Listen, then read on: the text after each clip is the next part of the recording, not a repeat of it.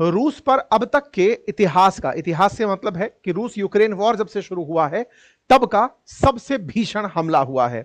रूस पर यूक्रेन के इस हमले ने रूस के लगभग 4 एयरबेस उड़ा दिए हैं और 40 एयरक्राफ्ट तबाह कर दिए हैं, ऐसी सुर्खियां फिलहाल निकल कर आ रही हैं। आपको याद होगा जेलेंस्की जब ट्रंप से मिले थे तब उन्होंने ट्रंप से यही कहा था कि आपकी हमें जरूरत है, अगर आप चाहते हैं कि आपके लिए हमें कुछ नेगोशिएशंस में डील देनी पड़े तो हम देंगे, और हुआ भी यही।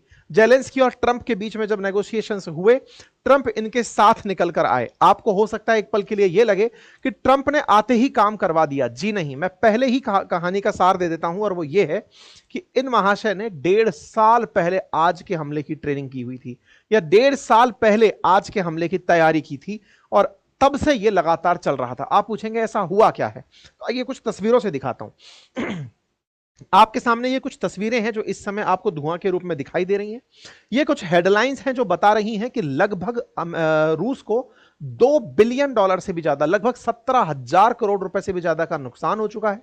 ये सभी हेडलाइंस हैं जिसमें यूक्रेन के द्वारा यहां पर किए गए ड्रोन हमले की बात है। आपके दिमाग में प्रश्न आएगा, ऐसा कैसा ड्रोन हमला कर दिया इन्होंने जिसकी वजह से ये सारी चीजें हो रही हैं। तो आइए मैं आपके सामने कुछ तस्वीरें दिखाता हूं, उससे आप अंदाजा लगाएंगे कि यह हमला कैसा था। यहां पर आप तस्वीरों को और गहराई से देखेंगे तो आप पाएंगे कि यह कोई फाइटर जेट है। इस फाइटर जेट के ऊपर से ड्रोन उड़कर जाता है, और उड़कर के उस ड्रोन ने इस तरह से उड़ते हुए फाइटर जेट को निशाना बनाना शुरू किया। तरीका क्या रखा इन्होंने जिसकी वजह से पूरी दुनिया सरप्राइज्ड है, वो तरीका ये था कि ये फाइटर जेट के ऊपर जाकर के ड्रोन खुद से एक गोला लेके गया, वहीं गोला फेंका और खुद तबाह हो गया। अब आप पूछेंगे कितने ड्रोन थे, कहां कहां फेंक दिए। कहा जा रहा है कि यूक्रेन की सीमा से रूस के अंदर 1800 किलोमीटर तक, कुछ अखबार तो यह कवर कर रहे हैं कि बॉर्डर से 4000 किलोमीटर की दूरी तक भी एयर बेस को निशाना बनाया गया है। फिर दूसरा सवाल बनेगा कि इतना दूर तक अगर निशाना बना रहा है तो यहां तक ड्रोन पहुंच कैसे गया। भाई बड़ा लॉजिकल सा सवाल है कि रूस और यूक्रेन की सीमा में यूक्रेन के पास ऐसा सामर्थ्य नहीं था कि वो अंदर घुस के हमला कर सके, ऐसे में इसने ड्रोन का सहारा लिया। लेकिन ड्रोन सीमा से 1800 किलोमीटर दूर कैसे जा सकता है। जैसे अभी भारत पाकिस्तान का जब कॉन्फ्लिक्ट हुआ था उस समय पर पाकिस्तानी ड्रोन भारत में आ रहे थे बॉर्डर से उड़ करके, और हम उनको वहीं के वहीं उड़ा दे रहे थे। ऐसे में बड़ा सवाल यह है कि ऐसे कौन से ड्रोन आ गए जो 1800 किलोमीटर तक चल जा रहे हैं।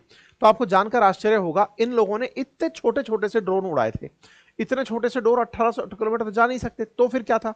इन्होंने भाई साहब तगड़ा कमाल किया। इन्होंने ये किया कि ट्रकों में भर के ड्रोन भेजे, ट्रकों में ड्रोन गए, उन ट्रकों के ड्रोन जो भर के गए थे वो ऊपर से छत खुली, खुल करके उसमें से ड्रोन निकले और निकल करके पूरी तरह जाकर के जहाजों पर गिरना शुरू कर दिए।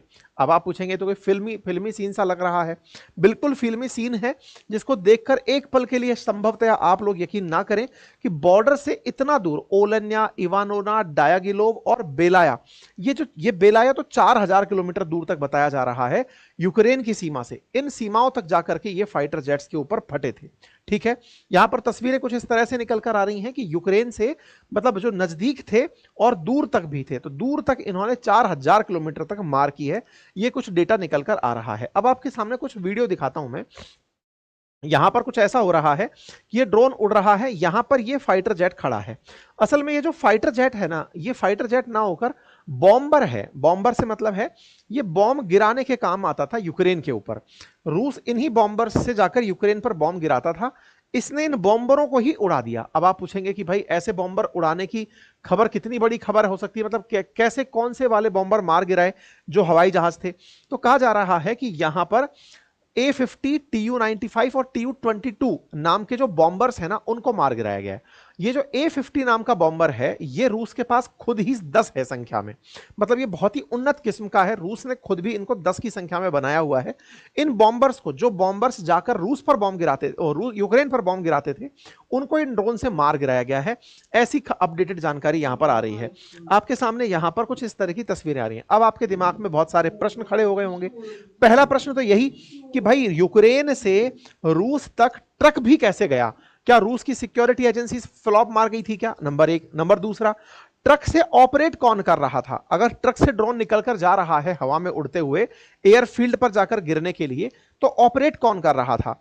और तीसरा, रूस की इतनी बड़ी सुरक्षा एजेंसी के बारे में हम कहते हैं कि इनके पास S-400 है, 300 है, 500 है, वो सब क्या कर रहे थे? एक एक करके सारों का जवाब सुनते हैं। नंबर 1, इन्होंने ट्रक को स्मगलिंग करके अंदर पहुंचाया था। अब आप पूछेंगे क्या रूस के अंदर स्मगलिंग? जी हां, करप्ट हर देश के अंदर लोग होते हैं, देशद्रोही हर देश के अंदर होते हैं।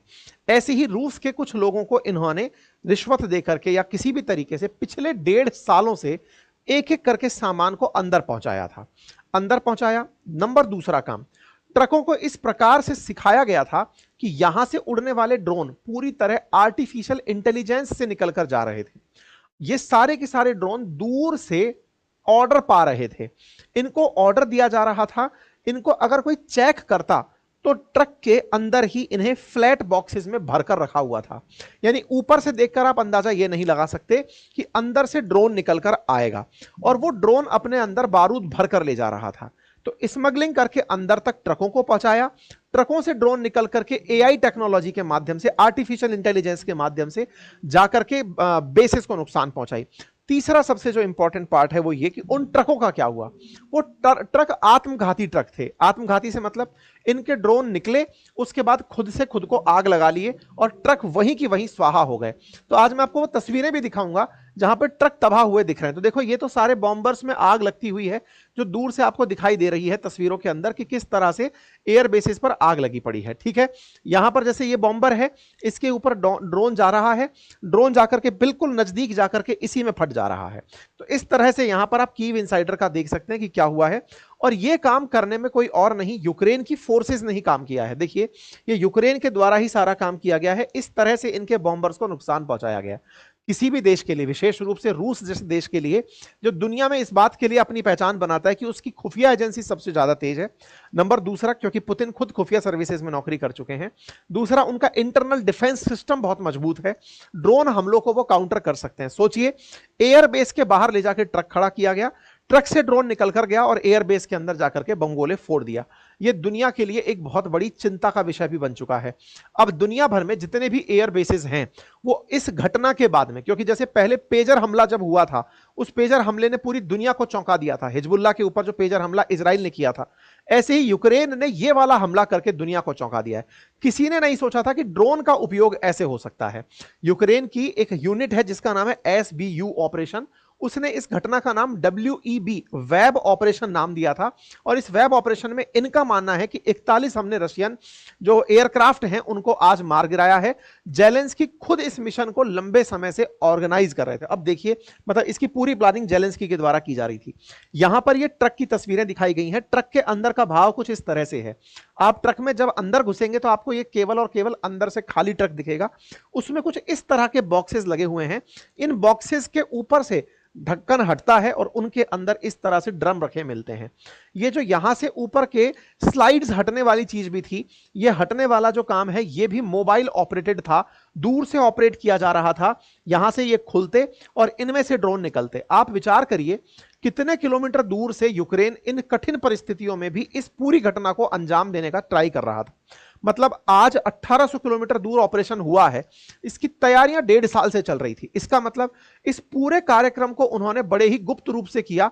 रूसी सेना इस बात को नहीं पहचान पाई। इंटरेस्टिंग बात यह भी थी कि यहां पर ट्रक को इस तरह से डिजाइन किया हुआ था कि अगर आप अनवांटेड हैं या फिर आपको नहीं चाहते थे इस ट्रक में होना, ट्रक को ये लगा कि कुछ संदिग्ध है, तो ये खुद से ड्रोन रखे रखे पे मर जा रहा था।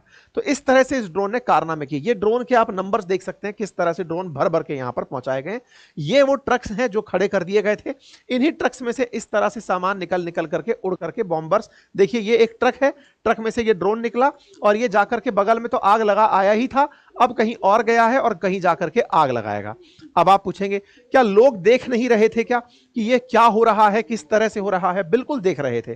ट्रकों को इस तरह से अपने में से ड्रोन निकालते हुए लोग देख भी रहे थे और कुछ लोगों ने ट्राई भी किया जो रूस के मतलब अपने लोग थे कि इसको जाकर रोकें, लेकिन यहां पर ये खुद से ही अपने अंदर आग लगा ले रहे थे। ये देखिए, ये ब्लास्ट होते हुए आपको दिख रहा है कि यहां पर ट्रक के अंदर खुद से ही ब्लास्ट हो रहा है, यानी कि ट्रक को स्वतः ही आत्मघाती रूप से समाप्त करने की ट्रेनिंग दी गई थी और ये ट्रक स्वतः ही आग से खाक हो रहे हैं। ये बहुत सारे ट्रक्स आपको तस्वीरों के अंदर दिखाई दे रहे हैं किस तरह से यहां पर घटना हो रही है। कुछ एक दृश्य ऐसे देखने को मिले जहां पर ट्रक को रोकने के लिए कुछ मतलब जो लोकल्स हैं उन्होंने अंदर ही एंट्री कर दी ट्रक को रोकने के लिए, तो लोकल को देखते ही ट्रक दूर से फट पड़ा है। इस तरह से यहां पर चीजें निकल कर आ रही हैं। ये तस्वीरें हैं आपके सामने, और इस हमले में जो बेलाया नामक एयरबेस है जो बहुत दूर था, वहां पर A-50 नाम का रेयर विमान खड़ा था जिसको इन्होंने मार गिराया है। और यूक्रेन ने बकायदा साफ कहा है कि अगर रूस नहीं रुकता है तो हम ऐसे हमले और ज्यादा करेंगे। ठीक है, इस तरह के हमले करके बकायदा इन्होंने अपनी तरफ से चीजों को डिक्लेयर कर दिया। यहां पर आप लाइव तस्वीरें देखिए, हो सकता है यूट्यूब थोड़ी देर बाद इस वीडियो को पूरी तरह से चलने से रोक दे, लेकिन घटना हुई है तो आप देख लीजिए, बाद में देखा जाएगा जो भी होगा। इधर देखिए, ये यहां पर ये गया और ये आदमी आपको दिखाई दे रहा है, ये रहा, ये अंदर घुसा और घुसते ही ये ब्लास्ट हो गया। ये देखिए, ये आदमी इस ड्रोन वाले कमरे में घुस रहा है, ट्रक में घुस रहा है और ये ब्लास्ट हो गया। ठीक है साहब, इस तरह से बढ़िया यहां पर आप देख सकते हैं कि कैसे बहुत बुद्धिमानी से इन लोगों ने दूर से ही ये सारा AI ऑपरेटेड तरीके से काम किया था। इस ऑपरेशन का नाम वेब रखा था। अब सवाल है, उन्हें कैसे पता था कि ये सब चीज यहां पर मिलेंगी? तो यहां से ये जो चीज आप देख रहे हैं कि ये जो फ्लाइट यहां पर खड़ी हुई हैं, इनकी ट्रेनिंग बकायदा इन लोगों ने बहुत पहले ही सिमुलेशन के माध्यम से दी थी कि ये जो फाइटर जेट्स खड़े हैं या बॉम्बर्स खड़े हैं, यूक्रेन के अंदर इनकी ट्रेनिंग ऑलरेडी दिखा दिखाकर तस्वीरें उनके डमी बना बना करके दी थी, ताकि ड्रोन उसको पहचानने में कोई गलती ना करे कि किस बॉम्बर पर जाकर उसको गिरना है। इस तरह की चीजें यहां पर हुई हैं। ठीक है साहब, ये सारे विजुअल्स हैं, तस्वीरों में केवल और केवल विजुअल्स की बातें हैं। गिनती से लगे हुए बॉम्बर्स को इन्होंने एक साथ मिटा दिया है। तस्वीरें बार बार इसी बात को कह रही हैं। अब सवाल है, यह कारनामा करने वाला व्यक्ति कौन है? तो ये जो वेब नाम का ऑपरेशन दिया गया है, ये यूक्रेन का एक SBU यूनिट है, उसके चीफ हैं वसील मौलिक नामक व्यक्ति के द्वारा इस काम को अंजाम दिया गया है। फिर यूक्रेन की तरफ से एक और तस्वीर आती है जिसमें मतलब रूस के अंदर एक ऐसा ब्रिज है जो कि जोड़ता है यूक्रेन के अंदर जो क्रीमिया वाला रीजन था जिसको कब्जा कर लिया था रूस ने, उसको कनेक्ट करने वाले ब्रिज को इन्होंने दिखाया है कि अगला टारगेट हमारा क्या है। हालांकि ये केवल फैकोलॉजी है, अब तो कुछ नहीं हो पाएगा ऐसा। इन्होंने जो करना था वो काम कर दिया। इससे परिणाम क्या निकला? रूस का बाजार इस समय बुरी तरह गिर गया है, ऐसी सुर्खियां इस समय निकल कर आ रही हैं। यूक्रेन के लोग मजे ले रहे हैं कि आपके पास इतने करोड़ों के हवाई जहाज थे, हमारे कुछ डॉलर्स के ड्रोन्स ने जाकर के उन्हें मिटा दिया है। इस तरह से इस समय मजाक चल रही है। लोग कह रहे हैं कि यूक्रेन का एयरक्राफ्ट कैरियर बना एक ट्रक जिसने पूरी तरह से एयरक्राफ्ट्स को मार गिराया है। ठीक है साहब, ये तस्वीरें हैं और इस तरह से सब लोग सब तरफ से चर्चाएं कर रहे हैं। तो अब बात आती है कि क्या यूक्रेन के समर्थन में ट्रंप थे क्या जब ये घटना हो रही थी? तो देखिए, लोगों का कहना है कि ट्रंप के बिना तो ये कैसे ही हो सकता था। ये बात तो सही है, लेकिन जेलेंस्की पिछले 1.5 साल से इसकी तैयारी कर रहे थे, तब ट्रंप नहीं थे, नंबर एक। नंबर दूसरा, अगर इस बात की कानो कान किसी को खबर लग जाती तो रूस इस काम को नहीं होने देता, अपने अंदर सघन जांच बिठा देता। इसलिए इसे टॉप सीक्रेट मिशन रखा गया। तो अमेरिका से इस बारे में पूछा गया, ट्रंप के एडमिनिस्ट्रेशन से पूछा गया कि क्या आपको इसकी जानकारी थी? उन्होंने साफ साफ इनकार कर दिया, हमें इस घटना की जानकारी नहीं थी। वहीं यूक्रेन से पूछा जा रहा है, उन्होंने कहा था हमने बताया था। अब देखना होगा कि ट्रंप इस बात से इनकार करके यूक्रेन पर आगे आने वाले समय में जो कहर बरपने वाला है उससे अपने आप को दूर रख पाएंगे या नहीं, यह देखने का विषय होगा। फिलहाल के लिए शुरुआत में खबर ऐसे आई थी कि यूक्रेन ने नोटिफाई किया था ट्रंप एडमिनिस्ट्रेशन को, फिर बाद में खबर आती है ट्रंप एडमिनिस्ट्रेशन की तरफ से नहीं हमको कोई नोटिफाई नहीं किया गया था। ठीक है, इस बात के बाद में एक बहुत जबरदस्त लाइन ट्रेंड करती है और वो ये कि यूक्रेन ने अपने कार्ड्स दिखा दिए। कौन से कार्ड्स की बात हो रही है? असल में ट्रंप ने जब जेलेंस्की गए थे मिलने के लिए तो उनसे ये कहा था कि तुम्हारे पास कोई पत्ता नहीं है, सारे पत्ते हमारे पास हैं। ऐसे में जेलेंस्की ने अपने पत्ते दिखा दिए और बताया कि मैं इन जो फाइटर जेट्स हैं इनको खत्म करने जा रहा हूं। तो कुल मिलाकर के ये सारी कहानी है। अपडेट मैंने पूरी तरह से आपको दे दिया है। अब जानकारी के रूप में अपडेट देंगे जब पुतिन यूक्रेन के ऊपर कोई बदले की कार्रवाई करेंगे। पुतिन को इतना उकसाया जो जा रहा है हो सकता है कि इस उकसावे की कार्रवाई में यूक्रेन का बहुत ज्यादा नुकसान हो जाए। रूस का नुकसान मॉनेटरी ज्यादा हुआ है, वो बाकी सब चीजें डेवलप कर लेगा, लेकिन भविष्य में रूस के कारण जो यूक्रेन का नुकसान होगा उसके लिए पूरी दुनिया के अंदर फिर से हू एंड क्राई देखने को मिल सकती है। फिलहाल के लिए खबरें आ रही हैं कि पुतिन की तरफ से यानी कि रूस की तरफ से बैलिस्टिक मिसाइल्स यूक्रेन के अंदर चला दी गई हैं, उसके बारे में ज्यादा कुछ नहीं कहा जा सकता। इस बीच में इस्तांबुल है, टर्की है, वहां पर रशिया यूक्रेन के बीच में शांति वार्ता के लिए जो कि पहले से प्रस्तावित थी उसके लिए लोग भी पहुंच रहे हैं। तो ये सारी घटनाएं एक साथ ऐसे समय पर घटी जहां एक तरफ शांति वार्ता चल रही थी और एक तरफ से 1.5 साल से तैयारी किया जा रहा एक मिशन, उसका एग्जीक्यूशन हो रहा था। एग्जीक्यूशन के बाद में अब आगे क्या होगा, जैसे भी कुछ अपडेट आते हैं मैं आप लोगों के सामने रखता हूं। फिलहाल के लिए इतना ही। अगर जानकारी पसंद आई हो तो साथियों के साथ अवश्य साझा करें।